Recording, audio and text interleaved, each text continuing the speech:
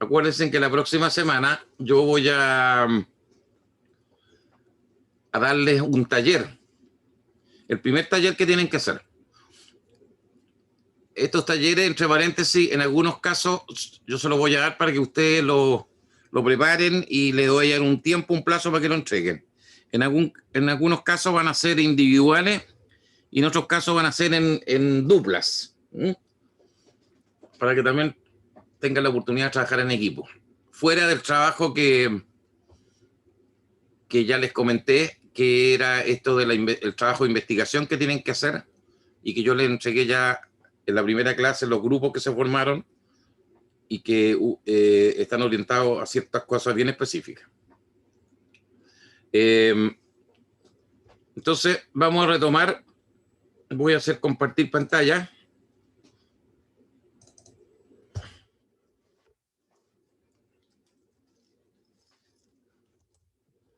No sé si ven, ¿están viendo? ¿Les apareció? Sí, profe, se ve. Ya. Bueno, entonces, lo que vamos a terminar de ver para cerrar el capítulo que estábamos viendo anteriormente es estos libros o estos elementos guía que usamos para el curso, que son el PMBOK, este cuerpo de conocimientos o cuerpo de buenas prácticas de gestión de proyectos que es de la PMI, esta institución internacional. Y, bueno, lo importante es saber que aquí están los conocimientos adquiridos por muchas empresas en el mundo y las buenas prácticas aplicadas por muchas empresas en el mundo y que se resumen en este libro orientado a mejorar la gestión de proyectos.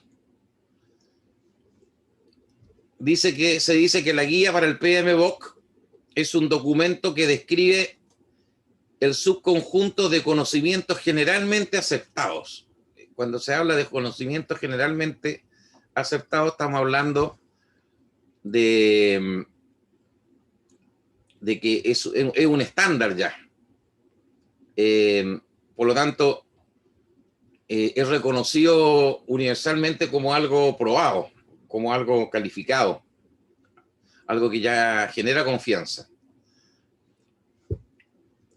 Este librito incluye los conceptos, habilidades, técnicas específicas para la profesión orientada o relacionada con la gestión de proyectos. O sea, en este libro es como la Biblia, por decir así, en sentido figurado, pero orientado a conocer lo mejor que hay en el mundo en lo que tiene que ver con gestión de proyectos. Por eso que les comentaba yo que también existe la posibilidad de que los gerentes de proyectos se certifiquen bajo el PMI. Y para certificarse en el PMI tienen que hacer un curso, tienen que pagar un cierto dinero y se requieren tienen que dar una prueba y adicionalmente tienen que cumplir con ciertos requisitos como una cantidad mínima de horas hombre, como habiendo sido ya gerente de proyecto. Pero el hecho de certificarse bajo el paraguas de PMI le da un plus a cada persona, por eso que es muy importante. Lo malo o la mala noticia es que solamente no más allá del 10-15% de los gerentes de proyectos en Chile están certificados bajo ese concepto. O sea, ahí hay mucho todavía que hacer. Lo otro, este conjunto de conocimientos de práctica identifica el conocimiento que los gestores de proyectos, los administradores, los gerentes deberían poseer para tener mayor éxito en su labor. Y finalmente ha sido aprobado por la ANSI, la norma, la Asociación Americana de Estándares Internacionales, como un American National Standard, según ese numerito que está ahí. Por lo tanto, es un estándar internacional. Entonces estamos hablando de algo que es muy relevante. Por eso que ustedes no lo dejen en el armario ahí guardado o en su computador durmiendo ahí el sueño de los laureles, sino que saquen de partido. Los que les interesa en el futuro, desde el punto de vista profesional, de meterse en el tema de gestión de proyectos, que seguro que van a tener que meterse en algún momento. En algún momento de su trayectoria profesional van a tener que ver proyectos. Y si aún más, si quieren hacer un emprendimiento con mayor razón, ahí está realmente lo más importante que hay en este campo. Bien. Veamos cuál es la estructura de esta guía del PMBOK. Hay varias secciones. En la sección 1 hay una introducción sobre lo que es la gestión de proyectos. Después se habla del ciclo de vida del proyecto y la organización que se tiene que hacer para cada proyecto, o la estructura organizacional que es recomendable desarrollar para cada proyecto.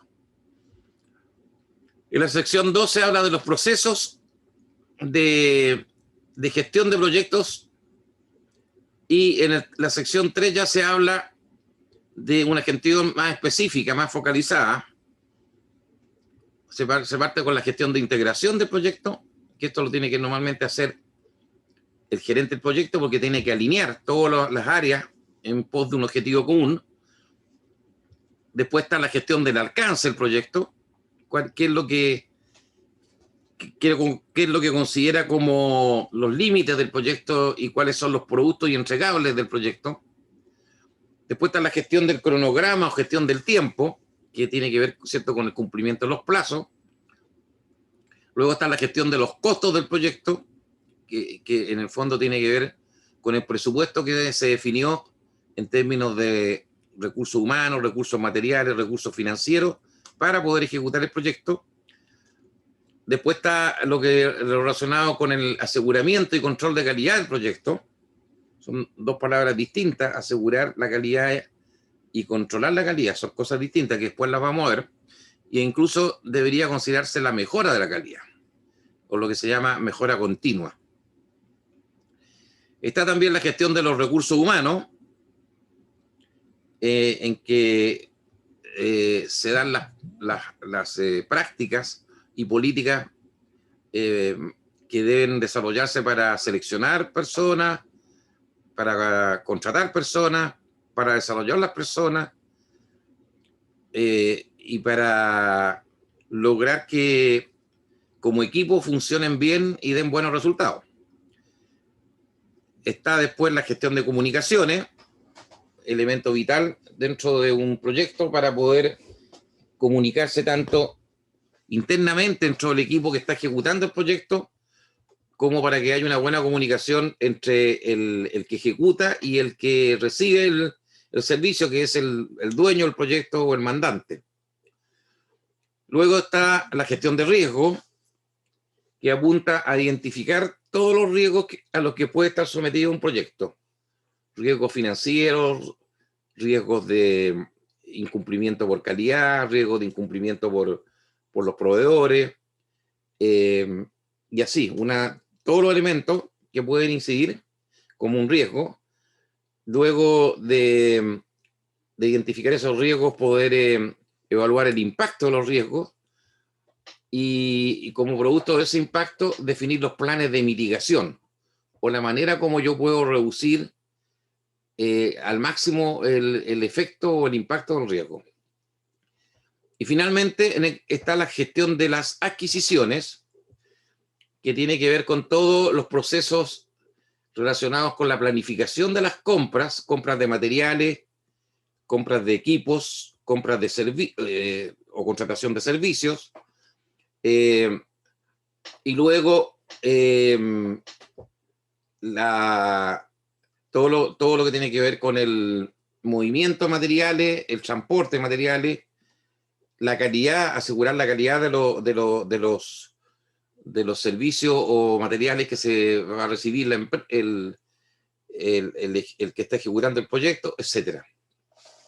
Entonces, en concreto, aquí en este PMBOK están todos los contenidos vitales para poder administrar adecuadamente un proyecto. Ahora, el libro tiene, obviamente, como todo libro, hay mucho concepto. Otra cosa es con guitarra, como dice el dicho, después hay que aplicar eso en la vida práctica. Pero ahí está lo fundamental. ¿Cuáles son los procesos que reconoce esta guía del PMBOK para todos los proyectos? Se habla de 5 procesos para poder realizar un proyecto. Hay un proceso de inicio, un proceso de planificación, un proceso de ejecución, otro de control y monitoreo y el cierre.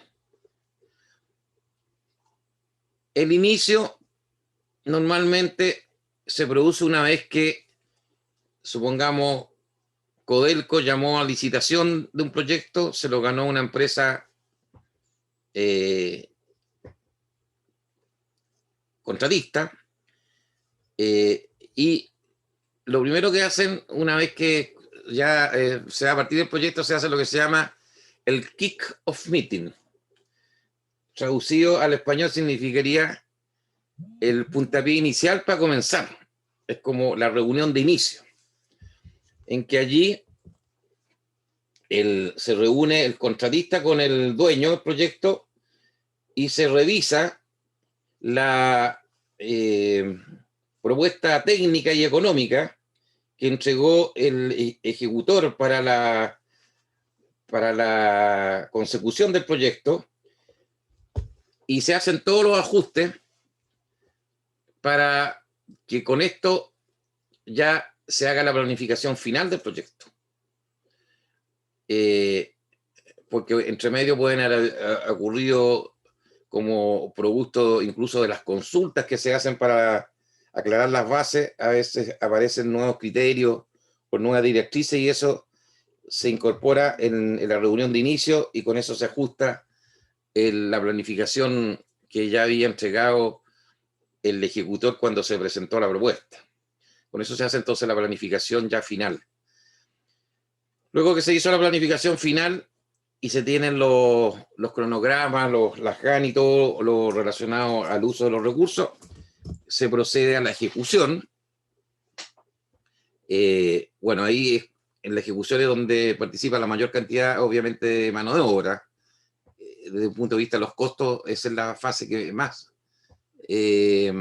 significativa en términos de ocupación de recursos.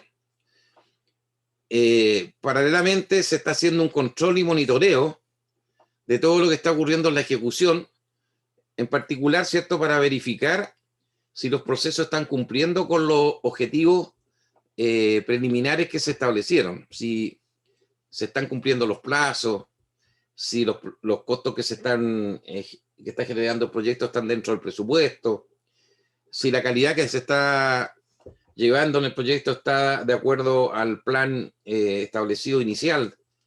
Normalmente uno tiene que hacer un plan de calidad del proyecto y definir ciertos estándares que quiere conseguir, y eso lo tiene que ir controlando en el tiempo. Y finalmente está el cierre, en que uno tiene que entregarle ya todos los documentos, todos los entregables que se llama, al cliente para que se cierre formalmente el proyecto, tanto desde el punto de vista técnico como desde el punto de vista administrativo.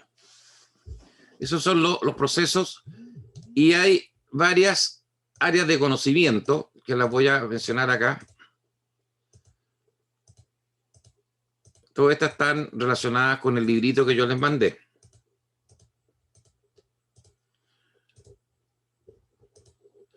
Entonces, hay una gestión de integración del proyecto en que se habla primero de un desarrollo del plan del proyecto, este es el plan de proyecto general que se va a aplicar, la ejecución de ese plan de proyecto y el control que se llama integrado de cambio. Cuando aquí se habla de la palabra cambio, porque todo proyecto tiene un cambio por distintas razones. Ejemplo, tiempo atrás me acuerdo que estábamos en un proyecto para una minera que era del grupo Luxic, del grupo Antofagasta Minerals, y el proyecto consideraba para hacer una sala eléctrica que se llama, que alimentaban de fuerza a una serie de equipos de la planta. Había que preparar primero el terreno para después emplazar arriba una infraestructura con una serie de equipos eléctricos. Y dentro de lo que se consideraba, bueno, lo típico, se usan retroexcavadoras, camiones para remover el terreno, pero al poco andar se dieron cuenta que en ese terreno había no solamente piedras, sino que había roca. Y por lo tanto cambió completamente la estructura del proyecto, porque ya no bastaba con usar retroexcavadoras, sino que había que usar en algunos casos explosivos o perforadoras neumáticas para poder romper esta roca. Eso significó cambiar el cronograma del proyecto, cambiar los recursos, y por lo tanto tiene que haber un proceso que permita tanto al que ejecuta el proyecto como al que tiene que pagar, que es el dueño, controlar esos cambios. Por eso es que se habla de control integrado de cambios. Bueno, después está la gestión del alcance. Si ustedes se fijan en todas, hay subprocesos: proceso de iniciación, planificación del alcance, definición, verificación del alcance, control de cambio del alcance. Lo mismo con la gestión de los plazos: definición de actividades, secuenciamiento de las actividades, estimación de duración de actividades, desarrollo del programa, control del programa, y así. Entonces estamos hablando que hay 39 procesos en total de los que son influyentes en la gestión de un proyecto. Eso revela de que manejar un proyecto, sobre todo cuando estamos hablando de un proyecto relativamente grande y complejo, no es cosa fácil. De ahí también se puede derivar esto de las estadísticas que le hablaba yo, de que no más allá de 1/3 de los proyectos son exitosos. Y si ustedes se dan cuenta, aquí tenemos como varios áreas, o sea, son áreas. Normalmente los plazos los ve un especialista. Todo lo que manejo de plazo lo ve un ingeniero especialista en planificación de proyectos. Todo lo que tiene que ver con costos lo ve otro ingeniero especialista en control de costos de proyectos. La gestión de calidad de proyectos lo ve otro especialista. Entonces, aquí tenemos un equipo de trabajo que tiene que manejar el gerente del proyecto, y en que cada una de estas piezas tiene que encajar muy bien con el resto para que dé resultados como corresponden. Eso es parte del arte de cómo gestionar bien un proyecto y lograr que el proyecto sea exitoso. Entonces, todo esto que está aquí es lo que nosotros vamos a ver, obviamente, en un nivel de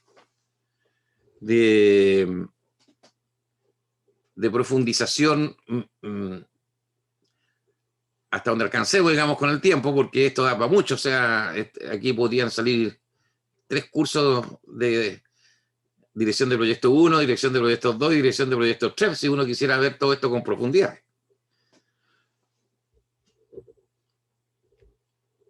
¿Preguntas hasta el momento? ¿Hay alguna pregunta? ¿Alguna duda? ¿Alguien que quiera hacer algún comentario?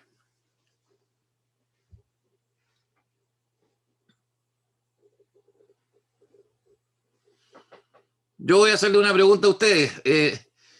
¿Sentían que antes de entrar al curso de que para hacer un proyecto había que tener un manejo de varias áreas de conocimiento?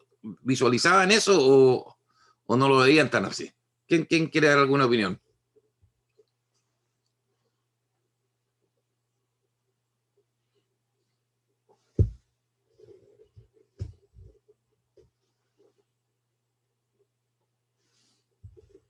Por favor, nadie le está diciendo que no hablen, que quiera hablar, que hable.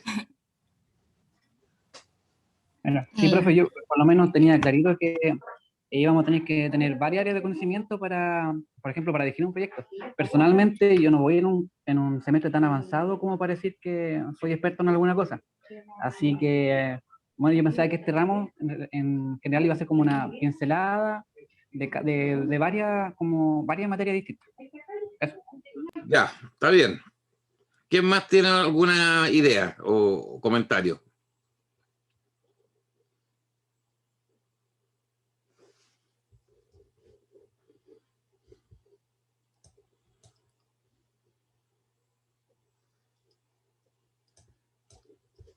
Poca participación. Me gustaría que hubiera más participación, ¿ah? Así el curso se enriquece más. Y yo al menos no sabía que... ¿Mm? ¿Sí? Yo no sabía que eran tantas áreas, la verdad. Como que sabía que era harto, pero no tantas. Ya. O sea, te sorprendió un poquito que hubieran tantas cosas distintas. Claro. Sí, no es menor. Y si cuando uno después está en la práctica, viendo esto, se da cuenta que, chuta, que el trabajo en equipo es fundamental, porque, como te decía anteriormente, cada una de estas áreas la ve un profesional distinto. Y hay que alinear a todas las personas hacia un mismo objetivo. Esto es como un equipo de fútbol, ¿cierto? El entrenador tiene que lograr que todos funcionen de una misma manera para que ande bien el equipo, si no, no va a funcionar. Bueno, sigamos. Espérenme. Estábamos acá.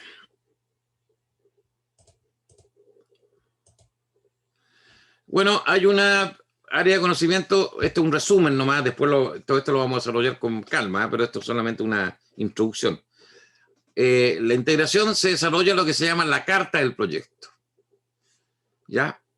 Que seguramente eso va a ser parte de un taller que vamos a hacer, que les voy a pedir que hagan, en que se hace también la declaración del alcance y se define el plan del proyecto. La integración está orientada a dirigir, manejar, supervisar y controlar el proyecto en general, e integrando todas las áreas. ¿Ya? Esto es parte de lo que normalmente tiene que hacer el gerente del proyecto. Él es el que tiene que facilitar que se integren todas las áreas. Después está el alcance, en que el alcance tiene que ver con la planificación de lo que se va a realizar, definir y controlar la estructura de división de responsabilidades del trabajo. Esto es una sigla en inglés que es Working Break Structure, que obedece a cómo yo ordeno mi mano de obra para generar los productos o los entregables que va a recibir el dueño del proyecto. Si yo estoy haciendo un software nuevo que va a recibir una empresa, obviamente el producto final son las distintas versiones del software en que va recibiendo el dueño y que se tienen que ir probando en una situación de prueba y error hasta que se llegue al prototipo final o a la versión final, en que, bueno, el software, ¿cierto? Va a ser un conjunto de sistemas programados, hechos con algún lenguaje de programación, con un manual del usuario y con una serie de características que va a tener que la empresa ejecutora transferirle al dueño para que se pueda usar bien el software. Si estamos hablando de un proyecto de construcción, los productos y entregables que va a recibir el dueño son las distintas partidas de construcción que va a tener que ir aprobando durante la fase misma de la construcción, partiendo desde el proceso de preparación del terreno, donde se va a emplazar la construcción, entendiendo por eso las densidades del suelo, la compactación, la dureza del suelo, hay una serie de características que uno puede medir, la planitud del suelo, los aspectos topográficos, y después viene ya toda la fase de las fundaciones de hormigón, el emplazamiento ya sea de estructuras metálicas o murallas de hormigón, pilares de hormigón, etc. Y cada una de esas fases, después viene ya, si nos vamos una vez que se hizo la obra gruesa, vienen las terminaciones, las instalaciones de todos los sistemas de adentro que tienen que ver, de alcantarillado, de evacuación de sustancias, evacuaciones de aire, de agua, todos los procesos de calefacción y aire acondicionado, todos los procesos de uso de agua, gas, protección contra incendios. Bueno, todas esas partidas, por decir así, son entregables que hay que planificar cómo se van a hacer, o cómo, en este caso, cómo se van a fabricar o cómo se van a instalar. Puede que hay partes que se compren a proveedores, se compran las cañerías, se compran los fittings, las válvulas, pero después hay que instalarlo de acuerdo a los planos. Si estamos en un proyecto de ingeniería, los entregables van a ser los documentos técnicos, que yo ya les expliqué. Los documentos técnicos son las memorias de cálculo, son las especificaciones técnicas de los equipos, son la descripción ya más específica de cada equipo, que se llaman hojas de datos, los criterios de diseño. Todo eso es parte de los documentos técnicos. Y el otro entregable importante son los planos de distinto tipo, de configuración general o de detalle, y aplicado a cada una de las disciplinas del proyecto. Disciplina procesos, disciplina civil, disciplina estructural, disciplina mecánica, disciplina eléctrica, etc. Entonces, el WBS no es nada más que la manera como yo uso los recursos para poder fabricar o desarrollar los entregables o productos que va a recibir el cliente. Después está el manejo, otra área importante, el manejo del tiempo, porque eso está orientado fundamentalmente a lograr que se cumplan los plazos. Entonces tengo que definir las actividades que se van a realizar, cómo se relacionan estas actividades entre sí, con qué actividad comienzo primero, cuál le sigue, si puedo realizar actividades en paralelo. Luego tengo que definir para cada una de las actividades que he definido los recursos que van a ser necesarios de ocupar. Llámese persona u hora hombre, equipos de distinto tipo, materiales que voy a necesitar, etc.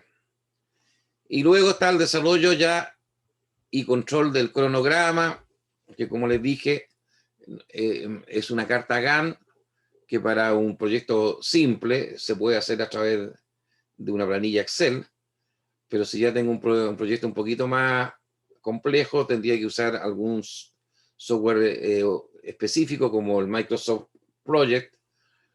Y si es un proyecto más complejo, uno más grande, hay que usar software un poquito con otras atribuciones, como los que tiene Oracle a través del software Primavera versión 6 o superior. Entonces, ahí también hay todo un mundo y hay especialistas que se dedican a todo esto, lo que es la gestión del tiempo. También está la gestión del costo, en que tengo que planear y estimar los recursos que voy a usar, estimar los presupuestos y hacer un control permanente para ir verificando cada vez que no me estoy sobrepasando los costos. Cuando mis costos reales están siendo mayor que los planificados, identificar por qué se está produciendo eso y resolver los problemas y generar las acciones correctivas. ¿Se le ocurre a alguien por qué podía, en un proyecto de construcción, por ejemplo, tener problemas con los costos? ¿Quién me podría dar algún ejemplo?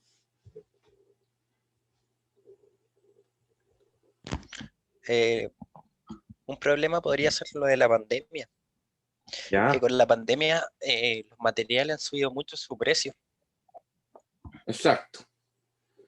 O sea, hoy en día el tema de la pandemia, primero, seguramente ha generado una disminución de producción de las empresas que fabrican los elementos de construcción. Llámese cemento, llámese ladrillo, llámese cerámica, lo que fuera. Y por otro lado, al haber, esto por una ley de oferta y demanda, ¿cierto? Tiende a aumentar el precio al haber menos producción y la demanda va a permanecer constante o superior. Sumado a que también hoy en día hay que usar delivery en muchos casos, que son costos de transporte adicional al que uno ocupaba antes. Entonces, hay una serie de elementos que están influyendo en que aumentan los costos. Efectivo lo que tú estás comentando. ¿Qué otra razón fuera de la pandemia? Profe, ¿Sí? por ejemplo, un accidente de un trabajador, maquinaria en pana, cosas así. Bueno, si por ejemplo, en el caso de accidente de trabajador, obviamente lo que va a ocurrir es que se van a paralizar las actividades. Bueno, entre paréntesis, en la minería, esta cuestión, un accidente de un trabajador puede ser terrible para la empresa que está haciendo el proyecto, ¿eh? Porque para el mundo minero, ojalá no haya accidentes. O sea, la meta es 0 accidentes. Pero han ocurrido muchos casos en que no solamente han habido accidentes importantes, sino que han habido muertes. Bueno, cuando eso ocurrió, normalmente el dueño del proyecto corta al contratista, lo saca. No es tolerable para la minería que haya posibilidades de muerte o accidentes serios. Pero independiente de eso, obviamente que al haber un accidente se paraliza la obra, hay que reprocesar cosas o reordenar los métodos de trabajo y eso significa mayor plazo y mayor costo. Lo mismo que si fallan las máquinas, por ejemplo, falló la retroexcavadora o falló un equipo, el equipo con el cual yo alimento de hormigón a la planta para la construcción. Esos son tiempos muertos que significan bajar la productividad de los procesos, y al bajar la productividad de los procesos, en el fondo están aumentando los costos. Así que claro, son elementos que están influyendo. Ok. Sigamos. Luego está la calidad. Un concepto transversal que lamentablemente en Chile no es muy bien valorado esto. En Chile son pocos los que están orientados a la excelencia en cómo hacer las cosas. Los japoneses siempre dicen hacer todo bien y a la primera. No cuando ya hay reclamos del cliente, no cuando ya hay devoluciones. Bueno, y es cuestión de ver de repente los caminos por los que circulamos. Aquí a mí me llama la atención y eso que esta es una industria, esta es una zona turística aquí entre Villarrica y Pucón. Pero, por ejemplo, hay varios sectores del camino que tienen una pésima terminación. Entonces, los únicos que sufren son los autos, porque tienes que pasar por verdadera... o sea, unos sistemas, no es como la carretera, propiamente tal. La carretera que une Temuco con Santiago, por ejemplo. ¿Cierto? Que esa es una carretera de primer nivel. estos caminos secundarios tienen muchos hoyos, no queda parejo, quedan como unos verdaderos montículos en ciertos sectores del... Entonces uno dice, chuta, ¿cómo no pudieron hacerlo bien? ¿Quién no controló ahí? ¿O con qué criterios se hizo el pavimento? Bueno, y así, si uno va viendo en distintos lugares, de repente en servicios que a mí me tocó, por ejemplo, antes de que comenzáramos esta pandemia, el año pasado, en marzo, yo dije, voy a tener que comprar algunos equipos para mejorar esto. Me compré de estos micrófonos, de estos aros de luz, una serie de elementos de apoyo que no los tenía. Y lo encargué a través de una de las empresas más renombrantes de este país. No la quiero nombrar para no denostarla más, porque ya la he denostado mucho. Y resulta que la encargué a través de delivery, porque no estaban acá en Temuco, estaban en Santiago esos equipos. Bueno, el hecho de que pasaron 4 meses después de no sé cuántos reclamos, cuántas llamadas telefónicas que nadie respondía, no sé cuántos correos que mandé, finalmente anulé la orden de compra, porque nadie respondía, y estamos hablando de una empresa importante en Chile. Entonces uno dice, chuta, ¿qué calidad tiene esta gente? En cambio, y ahora sí que voy a mencionar el nombre, si uno se va a Mercado Libre es realmente una empresa de primer nivel. Cumple, pero muy bien los plazos.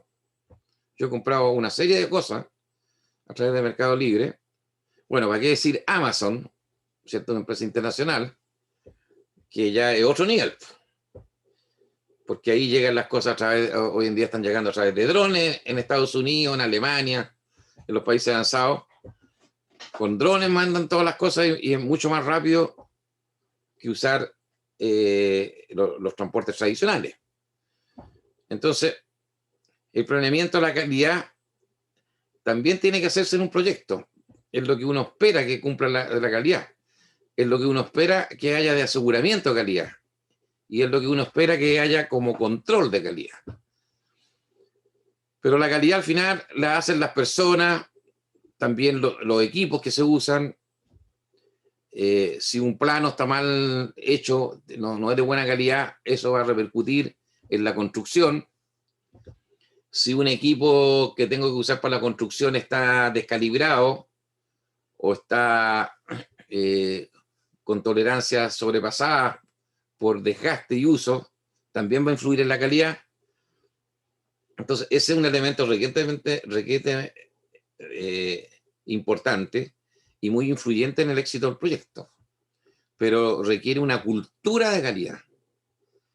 Ustedes pueden tener manuales muy bien hechos, procedimientos muy lindos, pero si no tienen cultura, la gente no quiere usar los procedimientos, no es disciplinada, no está mentalizada para hacer las cosas bien a la primera, vamos a tener problemas igual. Entonces, ese es un problema para un proyecto y un problema con más fuerza en Chile. Porque por alguna razón que todavía no logro descubrir bien, en Chile nos cuesta ser disciplinados y seguir los conceptos de calidad como corresponden. Otra área tiene que ver obviamente con el recurso humano, con las personas. Ahora se cambió este concepto de recurso humano, se habla ya de capital humano, ¿eh? O de talento. Porque el recurso es como, también puede reflejar un concepto de desechable, y las personas no son desechables. Por eso que se cambió esta forma de denominar a las personas. Pero ahí, obviamente, el gerente del proyecto con el equipo de la jefatura de las distintas áreas de conocimiento va a tener que planear ¿Cuántas personas necesita para su área y para el proyecto en completo? ¿Qué tipo de personas necesita? ¿Con qué preparación? ¿Con qué conocimiento? ¿Con qué experiencia? Luego va a tener que contratarlos.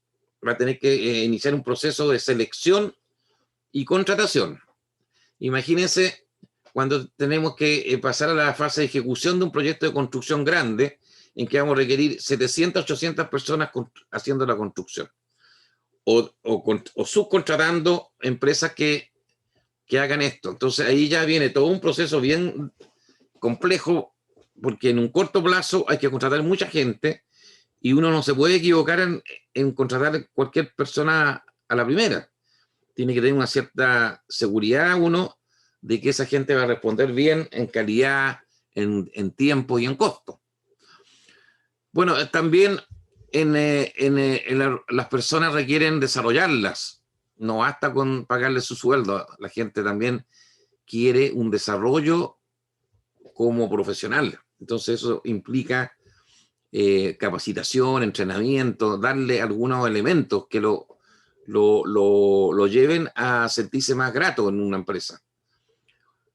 Y bueno, está todos los procesos de administración de recursos humanos que tiene que ver con el pago de las remuneraciones, los bonos, los seguros de salud, etcétera. Eso es en relación al área de recursos humanos. Respecto a las comunicaciones, también yo tengo que planificar el tipo de comunicaciones que voy a establecer para un proyecto. Si van a haber informes, por ejemplo, informes de avance del proyecto, que son informes escritos con un cierto contenido, un cierto formato, una cierta estructura. Si van a haber reuniones en que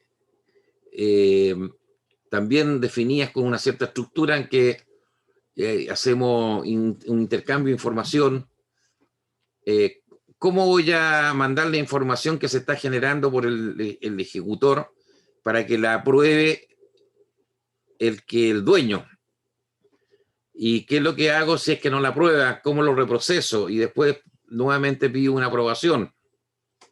Bueno, todo eso tiene que estar definido en lo que son las comunicaciones. Y esas comunicaciones incluso afectan a los stakeholders, que son los interesados. Sobre todo, por ejemplo, el manejo con las comunidades. En procesos que son complejos desde el punto de vista del impacto de medio ambiente, las comunicaciones pueden ser vitales. También tenemos los riesgos, en que uno normalmente en esta área de conocimiento, al comenzar el proyecto tiene que hacerse un taller entre el dueño y el que ejecuta el proyecto, el personal, digamos, del principal del dueño y el personal principal del ejecutor, para identificar todos los riesgos y a partir de eso definir lo que está acá escrito como planeamiento de la respuesta ante los riesgos. Y eso, por supuesto, va a generar acciones de supervisión y control del riesgo. Entonces, se parte con un taller inicial, pero ese taller se tiene que ir después actualizando de acuerdo a cómo va avanzando el proyecto. Y también tiene que haber un especialista aquí en gestión de riesgo que tenga la capacidad de trabajar con las personas, con los jefes de las distintas áreas y con el dueño del proyecto para ir manejando las acciones de riesgo que se pueden ir produciendo y que son de distinta índole. Son técnicas, son económicas. Bueno, el caso de la pandemia, nadie es un riesgo que, por ejemplo, era impensado. Aunque si uno analiza por ahí algunos videos que habían personas que ya habían hablado de una posible pandemia en el mundo, ¿no? Hace 5 o 10 años atrás. Pero obviamente era un elemento que no tenía una probabilidad de ocurrencia tan alto como otros que ocurren. Bueno, después tenemos todo lo que tiene que ver con el plan de contrataciones y de adquisiciones. Y que en el fondo tiene que ver con la búsqueda de proveedores que nos entreguen materiales, que nos entreguen servicios, y con los cuales yo pueda ejecutar mi proyecto. Eso implica manejar, hacer negociaciones, evaluar los costos que tienen los proveedores, verificar si los proveedores son confiables o no. Y así una serie de acciones que me permitan asegurar que ese proveedor va a cumplir dentro de lo que uno está esperando. Aquí están los procesos que se llaman los medulares o los fundamentales. Aquí están otros que se llaman los facilitadores. Y como parte de la planeación y control, alguien tiene que integrar todo esto o alinearlo para que vayan hacia el éxito. Entonces, como procesos medulares, se consideran la gestión del alcance, la gestión del tiempo, la gestión de costo y la gestión de calidad. Como procesos facilitadores, todo lo que es la gestión de las personas, la gestión de las comunicaciones, la gestión de los riesgos y la gestión de las adquisiciones.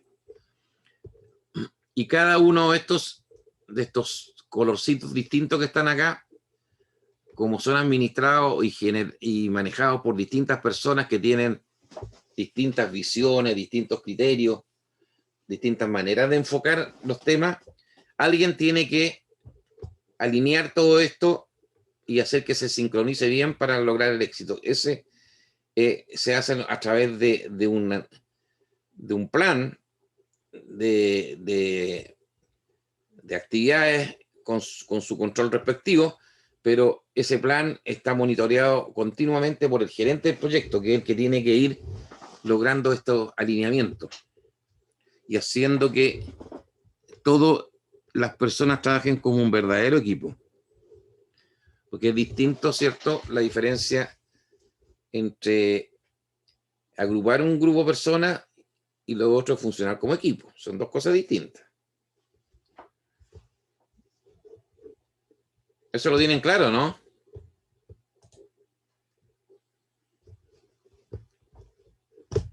¿Quién me puede definir qué es lo que es un equipo de trabajo?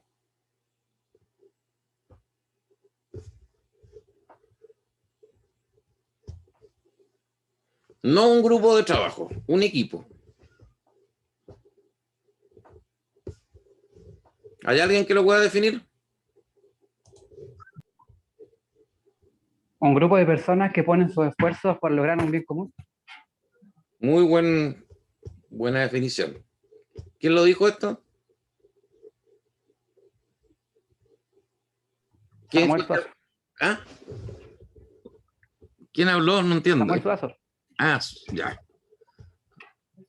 Sí, eso define muy bien que son ciertas personas distintas, pero que están orientadas a conseguir un esfuerzo común, un objetivo común, o varios objetivos comunes.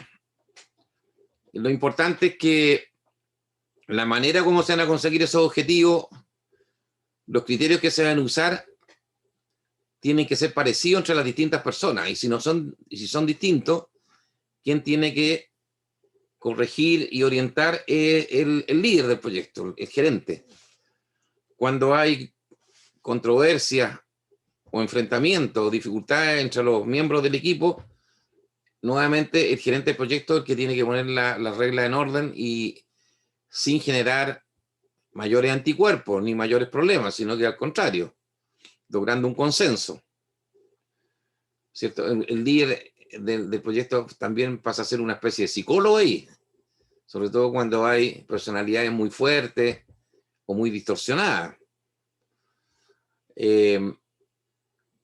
Por lo tanto, el trabajar en equipo pasa por un lado por una estructura de cómo se tienen que comportar las personas, pero también pasa por esta dirección, este liderazgo que es fundamental. ¿Cierto? Ese líder es el que va a motivar a las personas a que hagan las cosas bien, el que va a ir aclarando dudas respecto a los roles de cada persona, o aclarando dudas respecto a la metodología de trabajo que se va a aplicar, etc. Ok.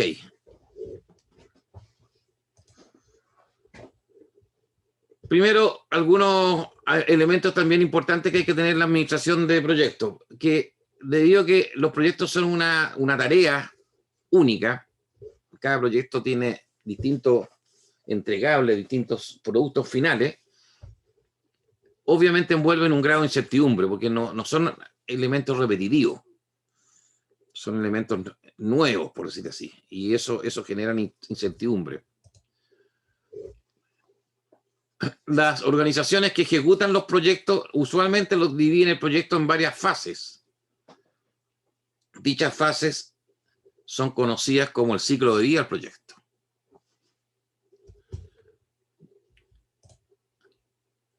¿Qué se define por entregable? Cada fase del proyecto contempla la compilación de uno o más entregables. Los entregables en el fondo son los productos, ¿cierto?, que recibe el cliente. Puede ser un informe escrito, puede ser un subprograma de un software más grande, o puede ser, como les decía, una partida, no sé, la relacionada con la red de incendio del edificio. Eso es un entregable. Un entregable es un producto de trabajo tangible y verificable. Bueno, aquí hay otro ejemplo, un estudio de factibilidad, un diseño detallado, un diseño que está expresado en planos y memorias de cálculo, etcétera, o un prototipo trabajando, un prototipo de un nuevo auto, por ejemplo, o de un nuevo refrigerador, o de una nueva sistema electrónico de telecomunicaciones. Esos son los entregables, productos tangibles. Los involucrados o los stakeholders son individuos y organizaciones que están activamente involucrados en el proyecto o cuyos intereses pueden verse afectados positivo o negativamente como resultado de la ejecución del proyecto. Entonces, dentro de los stakeholders, obviamente están los empleados que están de la empresa que está ejecutando el proyecto. También están los empleados del dueño del proyecto que están controlando el proyecto. Está el Estado chileno, el gobierno o el lugar donde se vaya a emplazar el proyecto, la intendencia regional, el intendente de la región o las autoridades que sean pertinentes. En este caso, bueno, hoy en día con la pandemia, como hay un control, el Ceremi de salud va a ser importante, ¿cierto? Por todos los protocolos sanitarios, pero también está todo lo que tiene que ver con el medio ambiente, la dirección del trabajo, que tiene que ver con la regulación de los contratos que le hacen la empresa que está ejecutando el proyecto a su empleado. Bueno, si hubiera una entidad que está financiando el proyecto, un banco internacional, por ejemplo, o un banco nacional, también va a estar interesado porque le interesa que el proyecto salga a tiempo, que no se dispare, porque eso le va a afectar su flujo de recuperación para la amortización del proyecto, etcétera, etcétera. También está la cultura organizacional. La cultura de una organización se ve reflejada en sus valores, normas y expectativas, en sus políticas y procedimientos, en su forma de ver las relaciones de autoridad y en numerosos otros factores. La cultura de la organización tiene influencia directa sobre los proyectos. Este es un tema muchas veces olvidado, pero que es tremendamente importante porque de alguna manera refleja hacia dónde quiere llegar la organización. ¿Cierto? Hay organizaciones que están hechas para que ganar plata, no importa cuál sea la forma como gano la plata. O sea, yo puedo ganar plata a lo mejor pagándole una miseria a mi empleado. Y como eso no, para mí es poco ético, pero eso reflejaría el valor con que se mueve esa empresa que hace ese tipo de cosas. O hay otras compañías que la calidad les da lo mismo, y por lo tanto,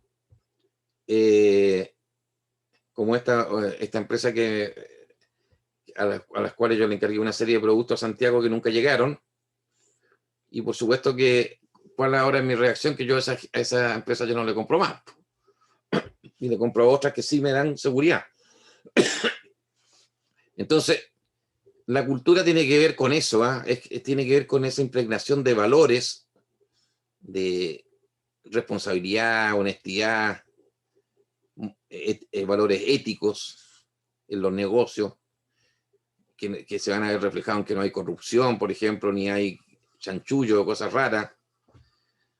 En las normas, tienen normas específicas para poder regular sus negocios, regular sus procesos, y tienen expectativas.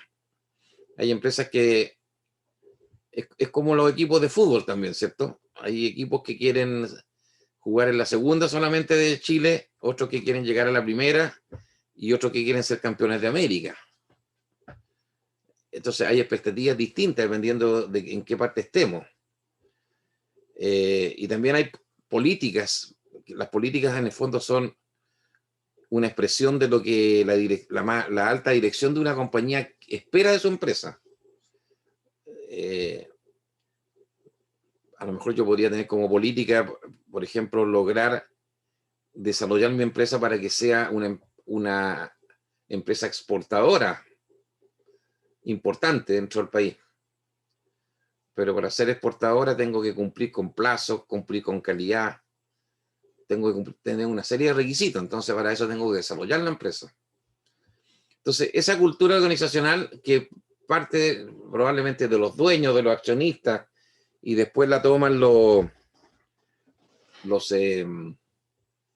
ejecutivos de la empresa, el gerente general y su gerente de área, tienen que impregnar esto con una manera de hacer las cosas. La cultura de alguna manera refleja la excelencia de cómo o a lo mejor el desorden con que se hacen las cosas. Entonces, una de las cuestiones que ustedes van a tener que tener, ojalá tuvieran la posibilidad que cuando comiencen a trabajar, partan con una empresa que tenga una buena cultura organizacional, porque eso les va a dar a ustedes una manera de hacer las cosas que le va a perseguir por toda su vida profesional. Lamentablemente, las culturas organizacionales no son un bien, más que un bien, una cualidad que se encuentre fácilmente en las empresas.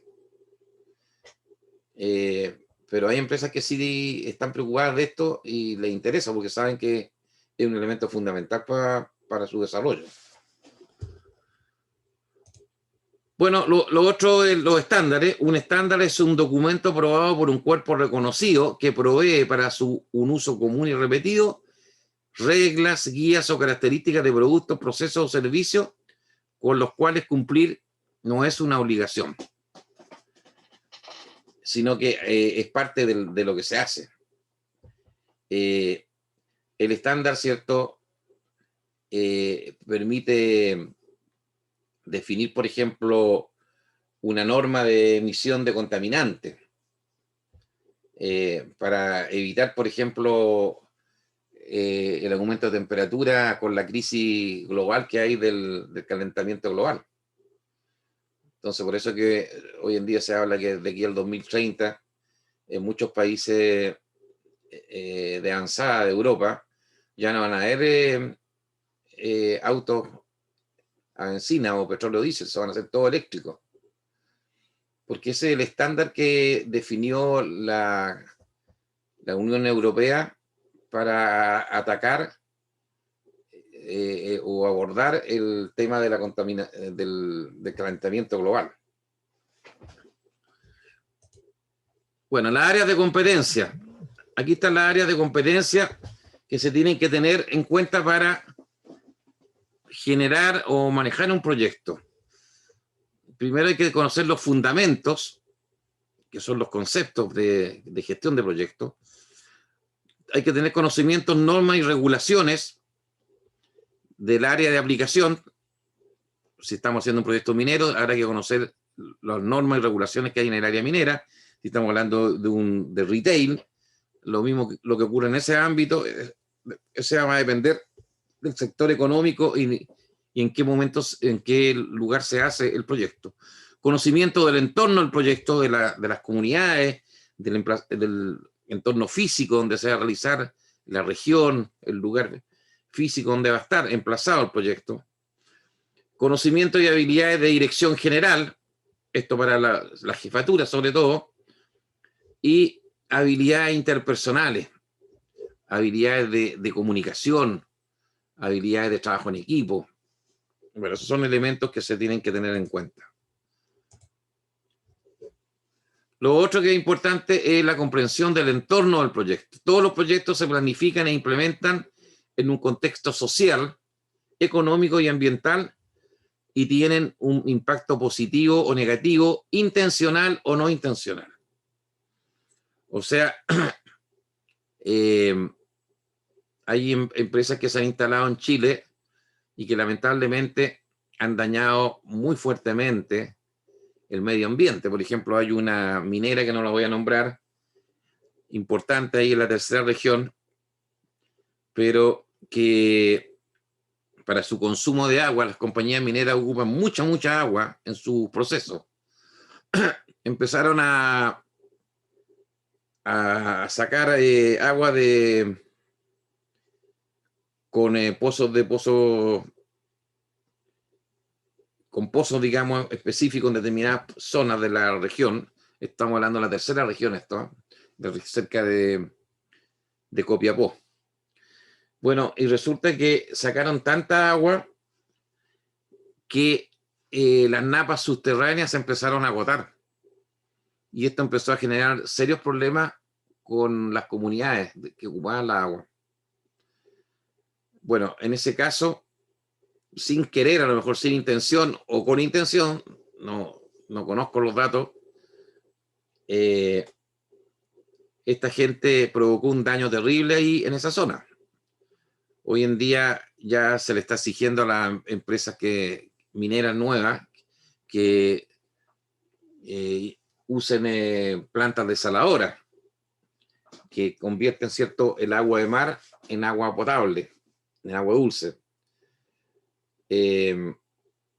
Obviamente un costo alto mayor para el dueño del proyecto, para la minera, pero es una regla que permite evitar estos desastres de medio ambiente.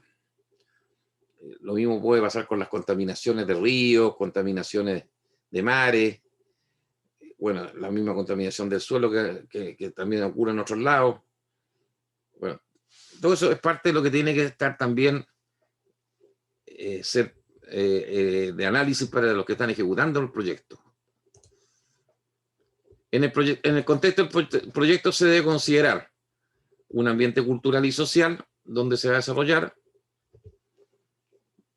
Muchas veces los proyectos que se están haciendo, por ejemplo, mineros están a 5.000 metros de altura, entonces ahí ya hay un gran problema porque hay que tener personas que cumplan con los requisitos de trabajo en altura. Cierto que para eso se hacen unos exámenes ahí en la Asociación Chilena de Seguridad para verificar cómo está el corazón, cómo están los pulmones y la gente que va a trabajar allá.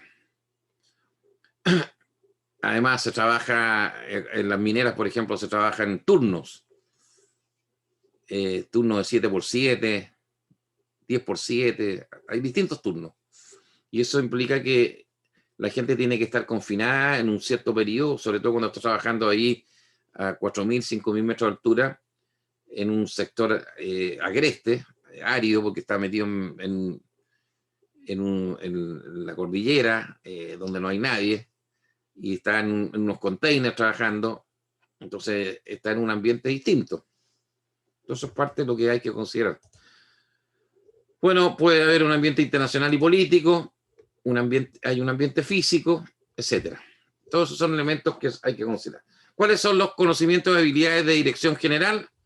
La dirección general provee las bases para desarrollar las habilidades de gestión de proyectos.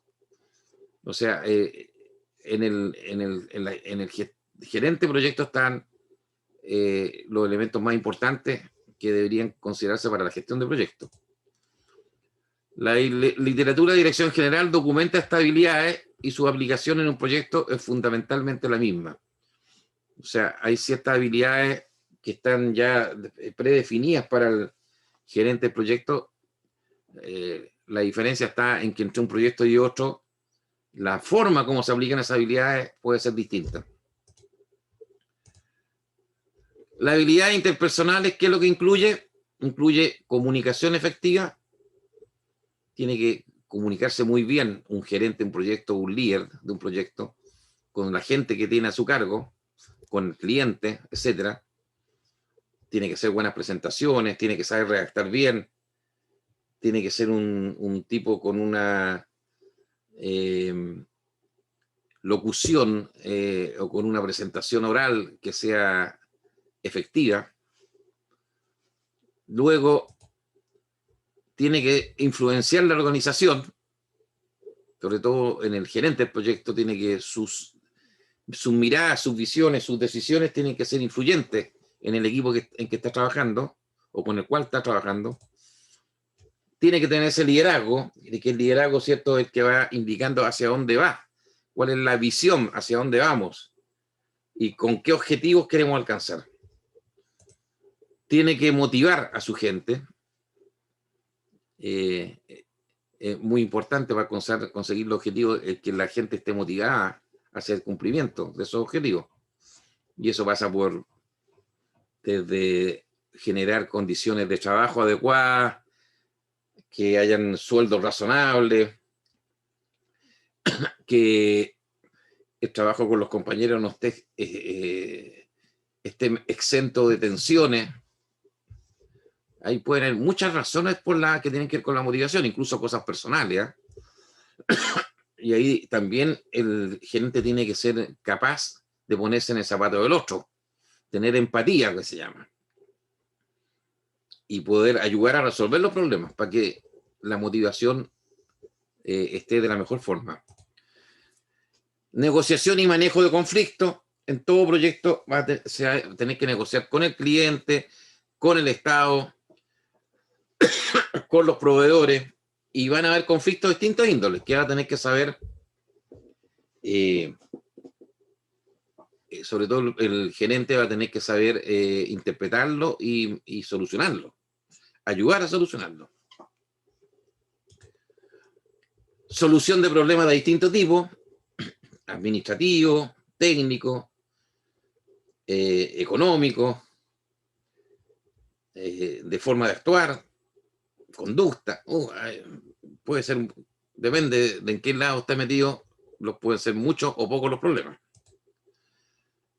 Aquí está la responsabilidad estamos terminando, ya me queda la próxima lámina. Las responsabilidades de un gerente de proyecto. Primero, integrar los esfuerzos de las personas provenientes de las distintas áreas de la organización. Integrarlos y alinearlos, diría yo, para alcanzar los objetivos del proyecto. Definir la metodología de trabajo. Cada proyecto requiere una metodología. Y esa metodología, a pesar que la puede estar considerada ya en la empresa ejecutora como algo, como un estándar, pero es importante que la defina bien y la aterrice bien el gerente del proyecto. Proveer los recursos, o sea, todos los recursos técnicos, materiales, económicos, de instalaciones, de equipo, etcétera, lo tiene que proveer este gerente del proyecto. Asegurar contrataciones adecuadas, o sea, lograr que el equipo con el cual va a trabajar tenga un estándar mínimo que lo tiene que él definir. Evaluar progresos. ¿Qué significa eso? Medir cómo va el proyecto en distintos ámbitos, verificar si esa medición está acorde con la planificación inicial, y si no está acorde, hacer un análisis a fondo de los problemas que podrían estar ocurriendo y generar las acciones correctivas para lograr encauzar el progreso que se requería. establecer las medidas correctivas, que es parte de lo que estábamos recién hablando, que en el fondo implica generar la solución a los problemas que se están encontrando.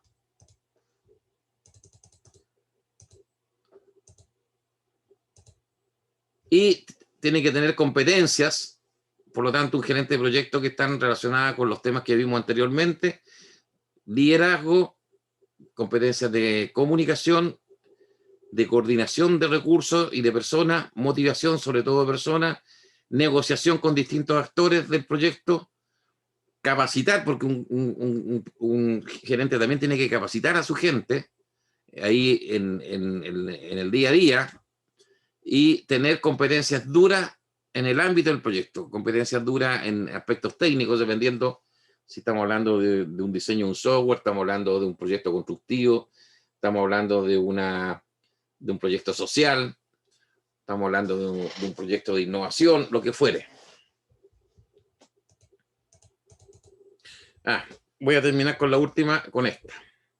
El ciclo de vida del proyecto, entonces, se puede desarrollar de esta manera. Primero hay una concepción del proyecto, hay una idea del proyecto, luego hay un desarrollo. Aquí probablemente se hizo un análisis de evaluación del proyecto para que los inversionistas se aseguren de que el proyecto va a tener una cierta rentabilidad, o sea, va a haber un cierto TIR, una tasa interna de retorno, y un VAN, un valor actual neto, que va a estar dentro de un cierto estándar. Luego se toma la decisión de echar a andar el proyecto, se desarrolla. Aquí están las fases también de planificación. Luego viene la implementación, o que sería la ejecución, y luego viene el cierre. Y aquí estaría graficado en el CISAR el tiempo, cómo va avanzando en el tiempo el proyecto, y el uso de los recursos. Si ustedes se fijan aquí, los recursos son todavía bajitos, se van aumentando para acá, y el mayor recurso se consigue aquí en la fase de implementación.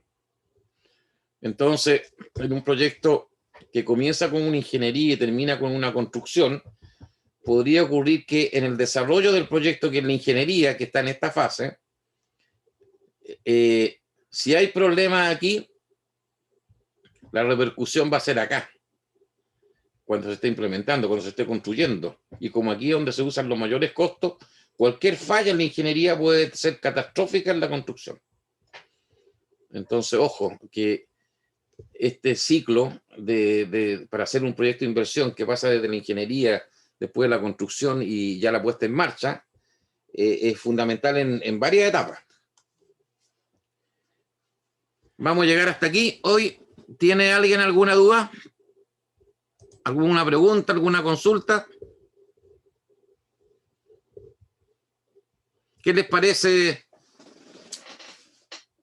el tema de cómo vamos con la administración del proyecto? Yo los invito a que empiecen a leer más ese librito del que les mandé al comienzo, este librito del PMBOK, y que empiecen a meterse más en el concepto, porque después yo les hago análisis de casos que no los saco de un libro, lo invento yo, en base a mi experiencia profesional, y ahí a veces la gente empieza a dar bote, porque no ha leído mucho, no se mete en el concepto. Entonces, ojo, ya, traten de meterse, interiorizarse un poquito más, y de ir entendiendo en su conjunto lo que estamos viendo. Fuera de las láminas están esos apoyos que le estoy colocando yo ahí en el campus virtual. Bien, pues ya que no hay consulta, estoy terminando, entonces voy a cortar la grabación.